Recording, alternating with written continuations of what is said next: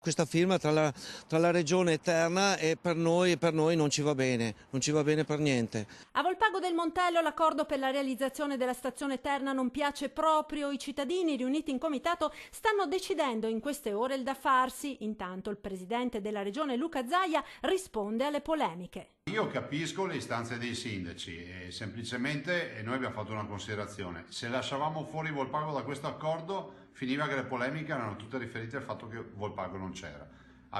Quindi abbiamo deciso di mettere dentro Volpago interpretando intanto le istanze principali, che è quello che quella stazione non deve essere collegata all'Austria e alla trasversale veneta, che ci siano gli interramenti, infatti vengono fatti interramenti per 26 km di cavi e eliminati 51 km di linee elettriche esistenti. Ricordo che a Volpago si incrociano due grandi elettrodotti. Nell'accordo siglato con Terna, che ha portato buone notizie a veneziani e padovani come ai bellunesi per l'interramento di importanti linee, spiega il governatore, sono state recepite istanze importanti per il territorio di Volpago, impensabili fino a qualche tempo fa, a partire dal fatto che non vi saranno correlazioni con l'interconnessione Italia-Austria né con la trasversale in Veneto. Dopodiché, se il territorio ancora non considera sufficiente questo, è legittimo che faccia la sua battaglia, la regione di certo non ostacola nessuno.